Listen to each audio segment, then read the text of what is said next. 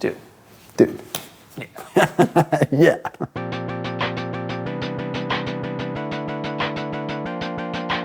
Shake hands. Shake hands, man. After a couple hours of already being together. Yeah. No rehearsals. Wow. No rehearsals at all. That very first gig. It was really, here's the set list, it was quite fixed.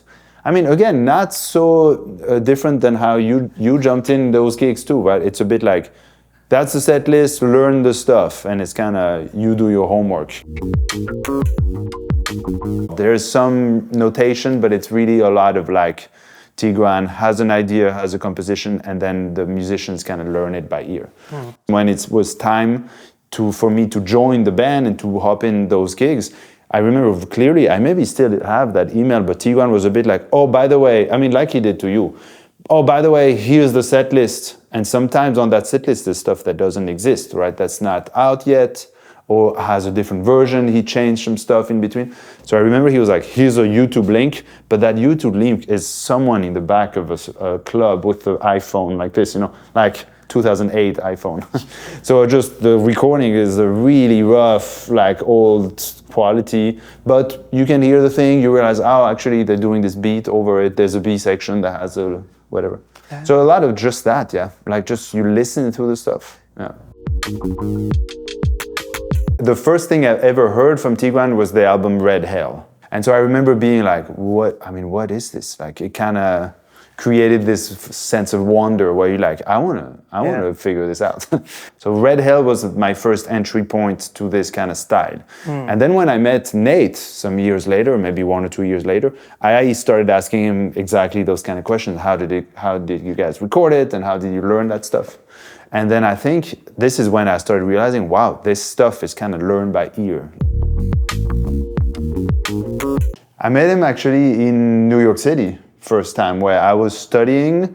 He was already gone from the new school, so he was not a student himself, but he was kind of connected to people that were going to new school. So I saw him actually play live a few times at concerts, at Smalls, and then slowly got to kind of meet the people around him slowly. Sam Minai and Nate Wood were people that were kind of active in the city, and I would see them play a lot and started playing with them, and then it's kind of started like this, yeah. But it took many years actually from us meeting the first time until us playing together. I also remember very well this moment where I was done with school. So my senior recital at New School is over. I'm in that kind of process, you know, and then I get a call from Tigran and he said, by the way, are you free like September 4 to December 16? Oh my God. It was like all of fall. And I think it was like, yeah, there's this situation where Nate is available, but only here and here. And we actually maybe would need someone who could do it all. And you know, when you're out of school, I have nothing. My schedule is wide open. So it was like, yeah. There was all shadow theater music with a quintet. It was the quintet version, but without saxophone, guitar instead of saxophone, Areni on voice.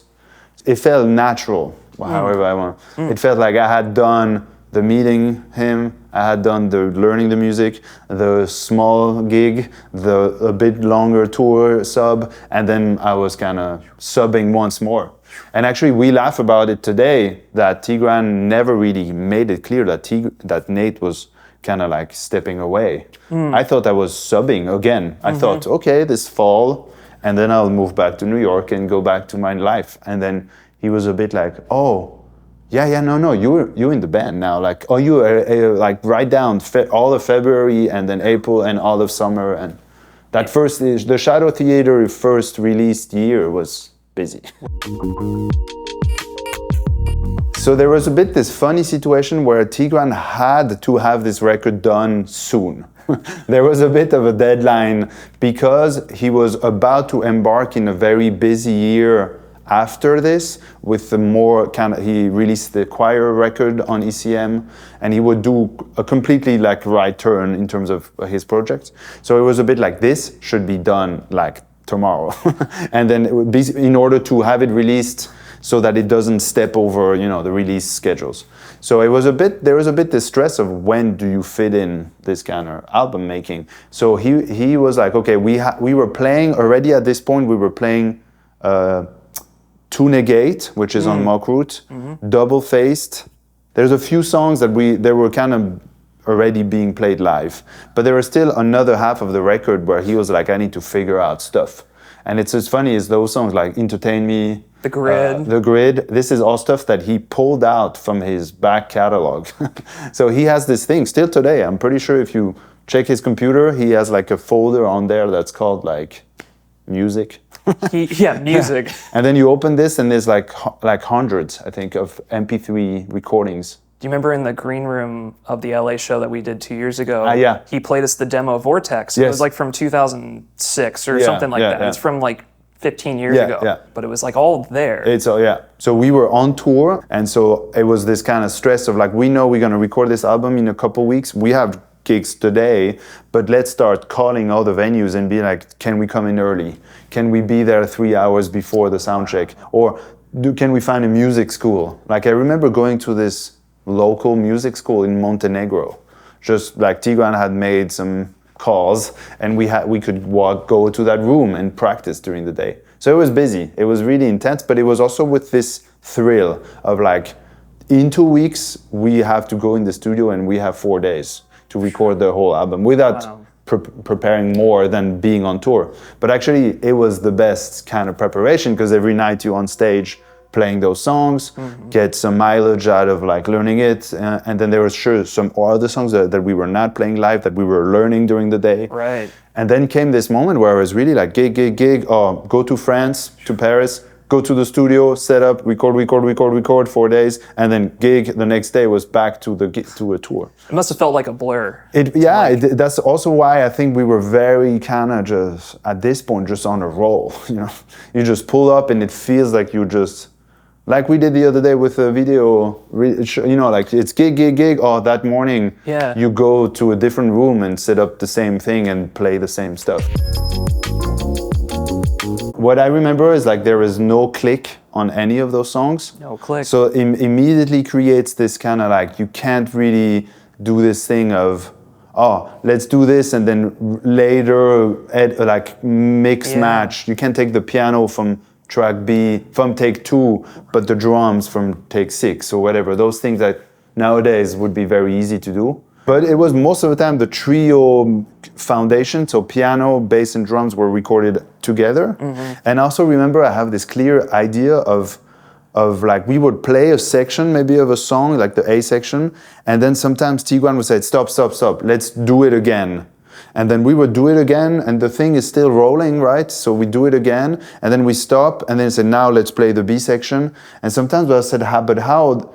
This is going to be nightmares, but to edit together, because sometimes you stop, you redo it, maybe the tempo drags a bit or whatever. And I remember having this moment where Tigran was like, 1, 2, calling, like counting stuff in, and me in my brain going like, no way, this works. And then being like a couple hours later next to the engineer, Antoine, and him kind of like cutting stuff and then putting them, and it totally fit. Wow. So it doesn't seem like you're doing the whole song 7 times, you're doing the A section 7 times, and then you do the B section 7 times. I mean, full nightmare to edit this. How many songs were you trying to do in a day then? I think it was more like, let's get all the basic stuff in. And I remember the last day, I didn't play at all, for example. The last day we even moved the drums in. There's a picture of this, of me being in the large room with the drums, because we were redoing kind of like toms, also single cymbals. So like overdubs. Overdubs, stuff. yeah.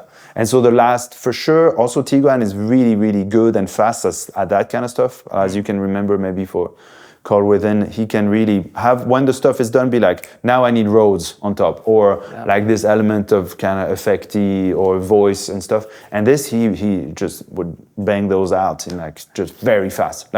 Like press record, bam, just play the chord like the pad, do it again, add another layer. So he did a lot of the overdub kind of at the end. So let's maybe talk about the Call Within, the album that we did together, which was an intense experience. Yeah, it was very different, I can say, from the experience of doing it and also how it came about than Mock Root, that's for sure. When you first heard the demos that he sent us, which were super cool, they were like MIDI demos that he programmed on a keyboard. They kind of had like this video game thing to them. and everything was there. All the parts, everything was there. Yeah. When you first heard that, how did your brain start processing learning the stuff? Because I knew we would not have much time to play together, it was very clear that he's like, here's a bunch of music. There will be no chance for us to go through it slowly, kind of how we had learned all the other stuff in a way, together in a room. It was really like, okay, I'm gonna have to kind of do this on my own. What I usually do now is like I hear it, I listen to it first without trying to have notation or anything, and then immediately ask him what is the core concept. Because most of his tunes, they actually have deep down like one idea. Yeah. It's actually really good how he can have one kind of concept and flesh it out. Like the arrangement skills are, if anything, the most impressive. Yeah. So I have a feeling Levitation is a good example where it's like there is a core concept that uses numbers and like this whole kind of form thing that one part is doing the 7/7 whatever, the other part is more doing the 3 and all that stuff. So by instead of listening and trying to absorb it, it's true first immediately go to the source. So I literally would call him and say describe the song, like using words. Wow. And then he would go like this, yeah, you're right, but the hi-hat is doing the 7. And so the second you go, okay, right, I was just hearing a series of bunch fast notes, but someone describing it made it like, okay, I have the tools to analyze it. And then what I do is I put it in Ableton and then kind of like slowed it down like it's crazy, and then kind of started making loops. So I realized, okay, this section is pretty intense, just loop that and then hit play and let it be next, practice with it as if I would be with a band looping one section. I remember the end of Vortex, the song, like ta-da-dum, ta-da-dum, ta-da-dum, ta-da-dum, all that stuff. It was like, it feels like 4 seconds of music in the thing, but it's actually to learn this, it's like a couple hours of just super slow without trying to read it. Yeah. There's no reading. Right. It's just you let it loop and then you get, no. You get 3 notes, no. You get the left, no. You get 4 notes, okay. And then slowly you build it until you have 1 bar. And then you go for the next one. And then the brain's got it like memorized. I think so. And then it's like muscle memory. Almost that's the one thing I can vouch. It takes a long time, but it's in forever. Yeah. I mean, I never practice before tours now, like at all. I don't even listen to anything. Wow. And the other day he called on stage. I mean, Apple is, of course, not a very complicated song, but if on stage he said, let's do Vardavar, which we haven't played on this tour except that one time, for me, there is no kind of like, I don't know how to explain. It's just all the stuff is recorded in the body. Right. After, I mean, especially a tune like Vardavar, you'd been playing probably since the beginning. We played it many times, yeah, it's like 10 years of worth just, of playing it's inside, so I don't need to refresh the memory almost at all, yeah. Yeah. When did we get the songs? Like in May, June? In May, and then September. September was the session, so we had a couple months of that summer. Right. And I was not so busy that summer. I remember it just happened that it was like not too much touring. And so I was just walking to my studio. It was super nice weather in Switzerland. Just everyone's outside swimming in the river. And I was just 2-3 hours, but every day for a whole summer. We had maybe a day where we ran through everything, but at really slow tempos. Yeah. It's a very good tool that people should also kind of like grab on. I think it's just Tigran does, and we do it all the time, sound checks. And I think it allows the very fast. Yeah. And it allows the warming up into things. It allows really hearing spaces between things, and especially like, the breaks, the pauses in between stuffs, right? Yeah. I have a feeling you don't really hear them when it's fast. You don't really truly understand that that's a beat, and then there's the next, you know what I mean? So in Levitation, there's those breaths in between the melodies and everything like that. That's easy to kind of just wing it because it's fast. But when it's really slow like you that, really have to hear the pause between. Yeah. And this is, I think, the kind of secret of playing fast stuff. Would you, for anybody looking to learn Tigran's music, would that be a good recommendation? Yeah, it's the only recommendation. Right, same here. I don't know anything Slowing else. It way down. Down. And then learning it by ear. By ear, yeah. And really focus on, if one thing feels too much to handle, put only the half of it, or 2 beats. To focus on a bar for a long period of time, I think it's stronger than try to, breeze through a whole section. Also, for the drums, at least, it's a lot of mixing around what is the kind of low, high kind of thing. So kick, snare. What is this? Sometimes the kick does all the beats, but then sometimes it's the same rhythm, but it just gets fleshed out of kick, snare, right. Or kick, snare, snare, kick. So that stuff can also change the beat very differently. And so sometimes you play the same thing. You're just changing what is the melody in the drums. It's an orchestration mindset instead of composition. You come up with one idea, one melody, one beat, one loop, one riff, and then you sit back and say, how many versions of that? And I have a feeling, is there all in the high end and in the air and with a lot of breaths, or is it super low and muddy and toms and kicks? Or is it and just that, moving around what is playing the same thing is arranging. And I have a feeling a lot of people are always wow, he writes crazy stuff. It's he writes crazy stuff, but he arranges even better, I think. It's he fleshes out.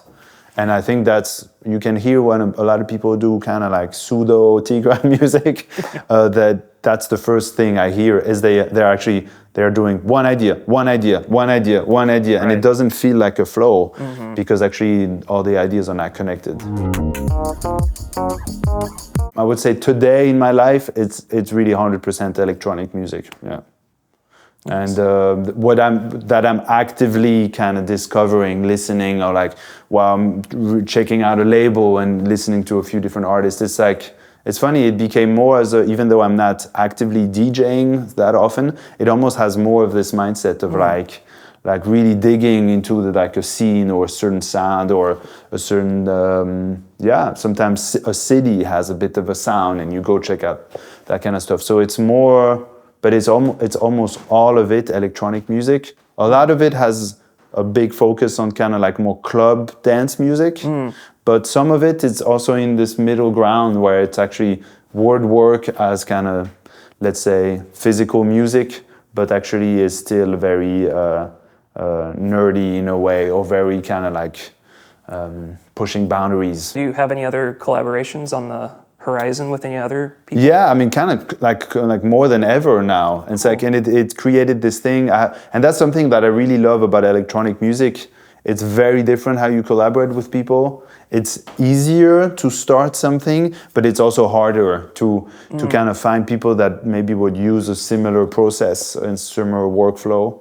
But so now it's almost like I have at least 6 or 7 tracks with different people that have been made, and sometimes kind of you make them and then they sit there and nothing happens, and then sometimes one person is like, oh, we're gonna add it to this this kind of release where there's going to be a bunch of different artists or stuff like this. So I'm a bit constantly, and also sometimes starting the collaboration by saying, hey, here's some stuff I recorded most of the time on the drums, stuff I recorded that I didn't really use, or I'm not sure. I even made a kind of almost a sample pack for myself to use. Nice. And I never really put it out somehow, but sometimes I'm say to some person, I will say, hey, here's some samples that kind of sound like my drumming, if you want to use it, And so having them rearrange or construct something out sometimes of the... people, yeah. And I've been approached by people also that say, let's make a track together, and then it's super easy.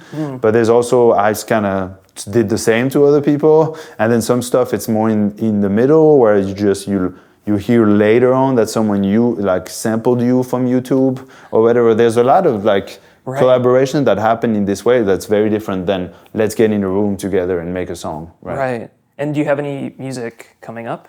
Yeah. Release? Yeah, I actually have a lot. Yeah, the couple last years, it was a bit always everything that I would make, I would almost release immediately. And it created this thing where it was exciting, but it was also felt always like I didn't have a catalog to choose from. And I've been the idea in the last few years was to kind of constantly release something, whether it's remixes. I did quite a lot of remixes for other people, but also my own stuff, and kind of release it all the time. But then I also felt like I had to take a break of this, gather more stuff, and then maybe make a bigger release. So now actually, the other day we decided, hey, let me release a full album. And Great. like that, to decide to release a full album, it's more about it's not so different than Tigran in a way. It's like you open that folder of like finished or unfinished, but close of tracks, and I had like, I don't know, like 25, and then you listen through this and you go like, maybe those 8, you know, maybe. Yeah. And then maybe those ones I keep for later, or this I keep for something else. And I have also quite a lot of collaborations that are live stuff. Wow. So I have like a few projects where we don't have any releases, we just perform live. Yeah. Wow. And so sometimes this is also cool, but it just doesn't really exist anywhere else than the concerts. When's your next single dropping? In May, I have a next single, cool. And then actually we have like one schedules almost all of until the fall, and then in November I will have this album if everything works out. Where can people find you? Instagram, the usual places? All that stuff. Make sure to check out his music because I've been a fan for quite a long time. I did some 3D visuals even for some of his music, and the shit's killer. So thanks so much for checking out. Man, of course, thanks. Of course. Thanks, My brother. pleasure, Evan. Yes.